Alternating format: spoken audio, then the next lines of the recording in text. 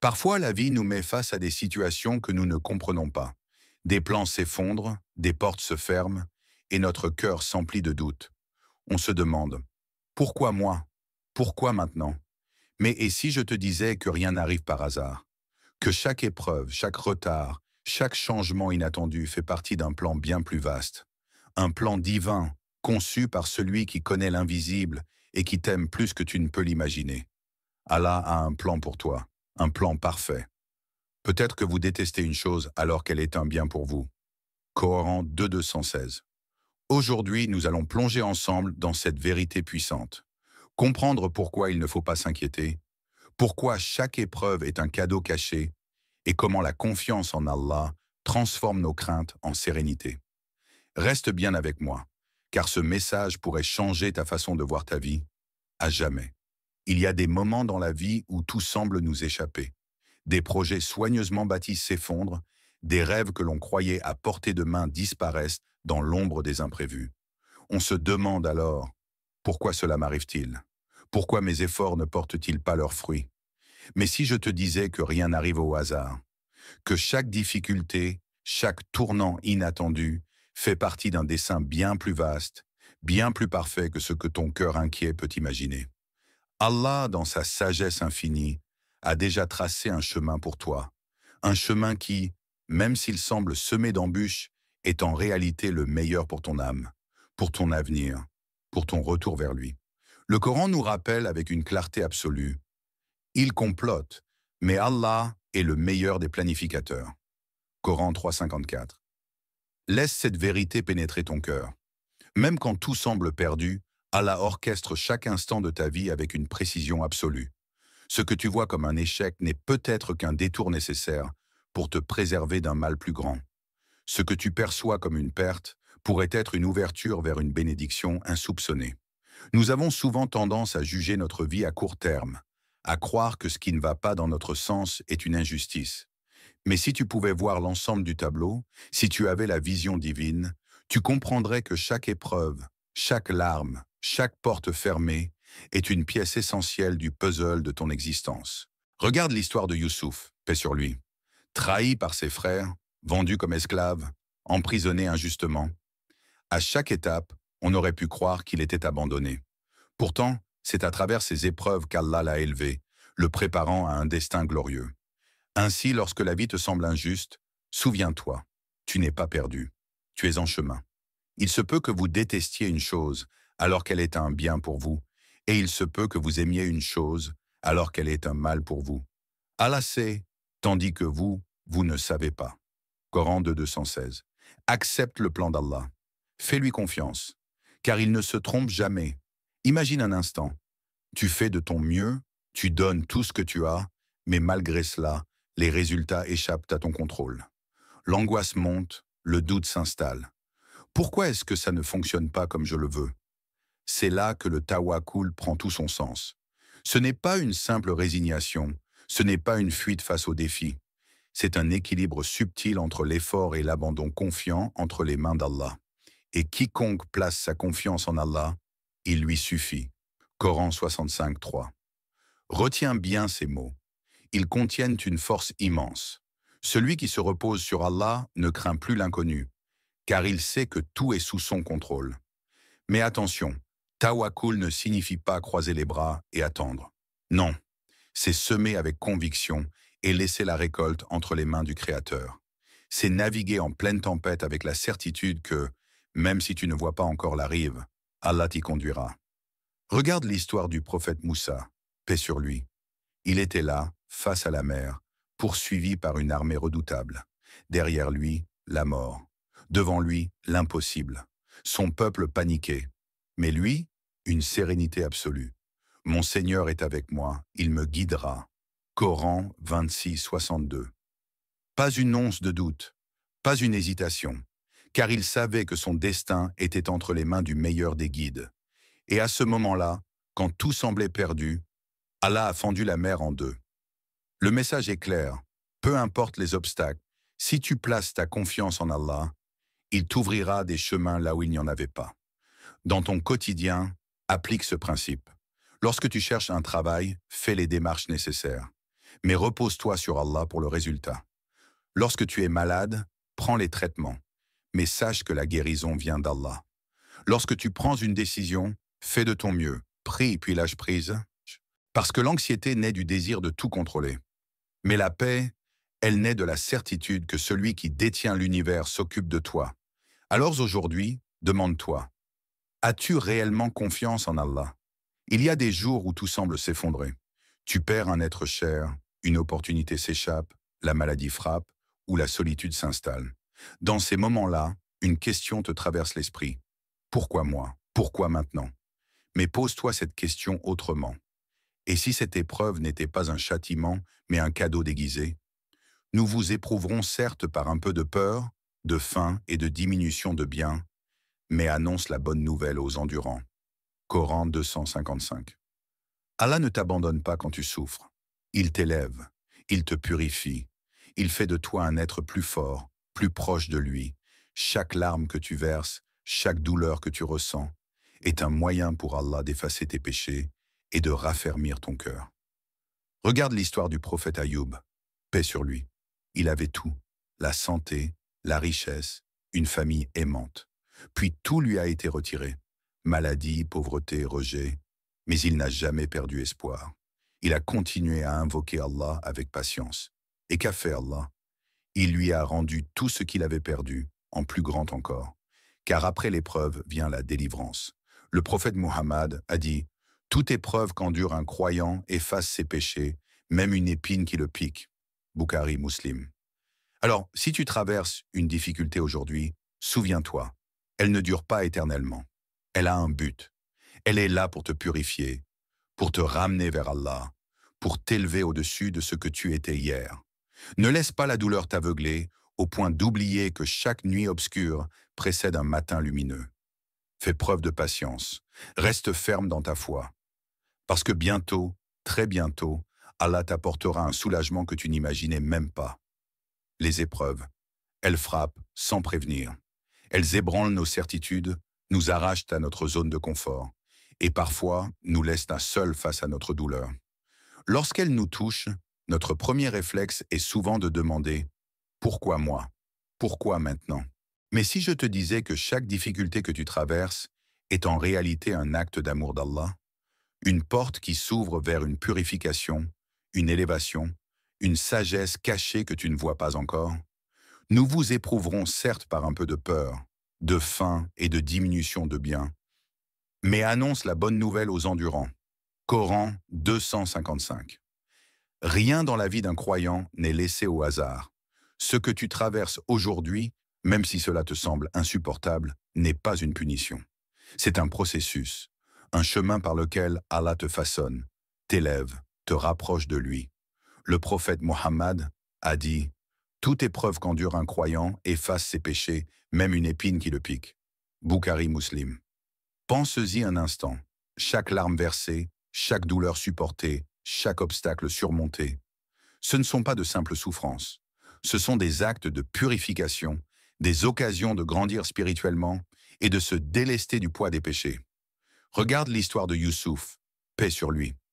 Jeté dans un puits par ses propres frères, vendu comme esclave, emprisonné injustement. Mais à travers toutes ces épreuves, il n'a jamais douté du plan d'Allah. Et à la fin, il est devenu un ministre puissant, honoré et béni. Alors, si aujourd'hui tu es dans l'obscurité, sache que cette obscurité précède la lumière. Si tu ressens une douleur, sache qu'Allah la transforme en miséricorde. Il y a une sagesse cachée dans tout ce que tu vis. Peut-être qu'un échec aujourd'hui t'évite un malheur demain. Peut-être qu'une perte aujourd'hui prépare un gain bien plus grand dans l'avenir. Sois patient, tiens bon, car derrière chaque épreuve se cache un bien que seul le temps te révélera. L'inquiétude, elle s'insinue dans ton cœur, t'empêche de dormir, te fait imaginer le pire. Tu essaies de tout anticiper, de tout contrôler, mais malgré tes efforts, l'incertitude demeure. Pourquoi? Parce que le contrôle absolu n'appartient qu'à un seul. Rien ne nous atteindra, sauf ce qu'Allah a décrété pour nous. Coran 9:50 et 1. Nous passons notre vie à nous inquiéter de ce qui pourrait arriver, oubliant que tout ce qui arrive était déjà écrit. Nous avons peur de l'avenir, alors qu'Allah, dans sa sagesse infinie, a déjà tracé le meilleur chemin pour nous. As-tu déjà regardé un enfant s'accrocher à son jouet brisé, refusant de le lâcher, alors que son parent veut lui en donner un bien meilleur? Cet enfant, c'est nous. Nous nous accrochons à nos plans, à nos désirs, sans comprendre qu'Allah a préparé quelque chose de plus grand. Il se peut que vous détestiez une chose alors qu'elle est un bien pour vous. Coran 2.216. Ce que tu perçois comme une perte aujourd'hui pourrait être un sauvetage. Ce que tu crois être une fin est peut-être un nouveau départ. La fermeture d'une porte aujourd'hui peut être l'ouverture d'un portail immense demain. Prends l'exemple du prophète Mohammed, paix et bénédiction sur lui. Chassé de la Mecque, rejeté par son peuple, il aurait pu s'effondrer. Mais il savait qu'Allah avait un plan. Et c'est dans cet exil qu'Allah lui a offert Médine, une terre où l'islam allait s'épanouir. Alors, pourquoi t'inquiéter? Laisse l'inquiétude derrière toi et embrasse la confiance. Chaque souffle que tu prends est un rappel que tu es entre les mains du plus miséricordieux. Fais ce que tu peux, donne le meilleur de toi-même, puis repose-toi sur Allah. Car au fond, la paix ne vient pas de la maîtrise, mais de la certitude que celui qui maîtrise tout veille sur toi. Il t'est peut-être déjà arrivé de vivre une situation qui, sur le moment, semblait être une injustice, une souffrance insupportable. Tu te demandes pourquoi cela t'arrive. Tu ressens de l'incompréhension, de la douleur. Mais quelques mois, voire quelques années plus tard, tu regardes en arrière et tu réalises, si cela ne s'était pas produit, je ne serais pas là où je suis aujourd'hui.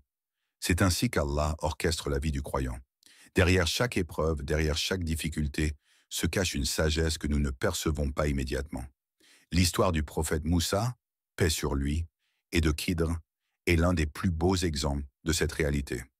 Khidr a endommagé un bateau innocent, tué un jeune garçon, puis reconstruit un mur sans demander de récompense. À chaque action, Moussa, dans son humanité, voyait une injustice, une absurdité. Mais Khidr lui expliqua ensuite la sagesse cachée derrière ses actes.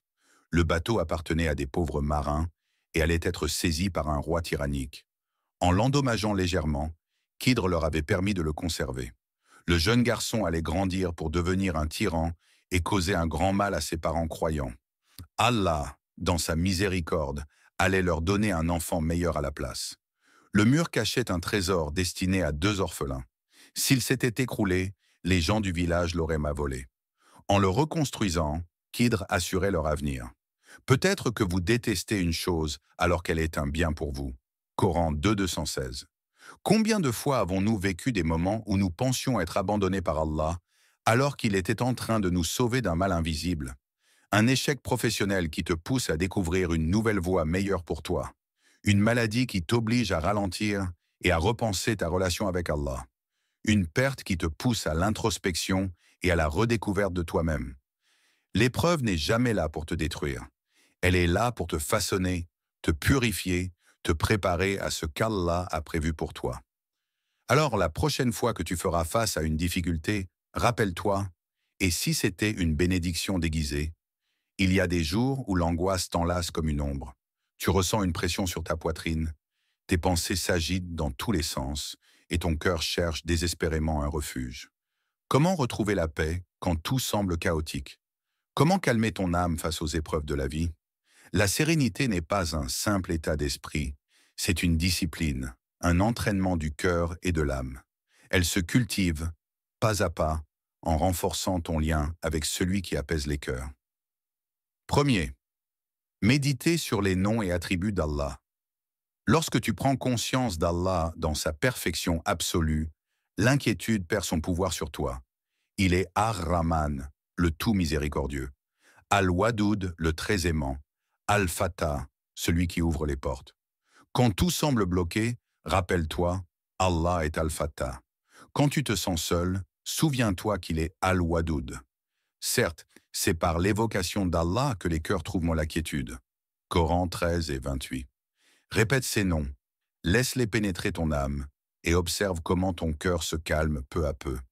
2.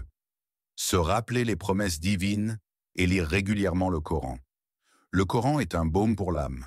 Chaque verset est une lumière dans l'obscurité, un souffle d'espoir pour celui qui doute. Allah nous a promis, ne désespérez pas de la miséricorde d'Allah. Coran 39, 53. Lorsque tu te sens perdu, ouvre le livre d'Allah. Lis ses promesses, médite sur ses paroles. À travers elles, il te parle directement. Multipliez les invocations et priez contre l'anxiété. Le prophète Muhammad, malgré les épreuves, trouvait toujours refuge dans les invocations. L'une de ses prières les plus puissantes contre l'angoisse était « Ô Allah, je cherche refuge auprès de toi contre l'inquiétude et la tristesse. » Bukhari. Fais de cette invocation ton bouclier, murmure-la dans tes moments de doute. Elle est un pont entre toi et Allah, un rappel que tu n'es jamais seul. Adopter une perspective positive et apprendre de chaque situation. La clé de la sérénité, c'est de comprendre que chaque situation, même la plus difficile, est une opportunité d'apprentissage. Rien n'est inutile, tout a un sens. Regarde tes épreuves non pas comme des obstacles, mais comme des formations divines. À travers elles, Allah t'enseigne, te modèle et te prépare à ce qui t'attend. Alors, lorsque l'anxiété frappe à ta porte, ne lui laisse pas le pouvoir de te dominer. Tourne-toi vers celui qui détient la clé de ton cœur et dis-lui « Mon Seigneur, je te fais confiance. » Regarde en arrière un instant. Pense à toutes ces épreuves que tu as traversées, ces moments où tu croyais ne jamais t'en sortir, où l'inquiétude pesait lourd sur ton cœur. Pourtant, tu es toujours là. Tu as grandi, appris, évolué. Chaque difficulté que tu as affrontée t'a façonné. Ce que tu voyais comme une impasse s'est révélé être un tournant. Ce que tu prenais pour une punition était, en réalité, une purification. Allah ne t'a jamais abandonné. Il t'a guidé, même quand tu ne le voyais pas. Lorsqu'Allah aime un peuple, il l'éprouve. Tirmidhi. Ces épreuves sont la preuve de son amour, non de sa colère. Il veut t'élever, te rapprocher de lui, te libérer de ce qui te pèse pour te conduire vers ce qui est meilleur. Alors aujourd'hui, choisis de faire confiance à son plan. Dépose entre ses mains ce qui te tourmente et avance avec certitude. Car la promesse d'Allah est claire. Après la difficulté vient certes la facilité. Coran 94, 6. Et maintenant, faisons cette prière ensemble. Ô Allah, accorde-nous la patience face aux épreuves. Renforce notre confiance en ton décret et éclaire nos cœurs de ta sagesse. Apaise nos âmes inquiètes et fais de nous des serviteurs reconnaissants. Amin. Que la paix et la miséricorde d'Allah t'accompagnent toujours.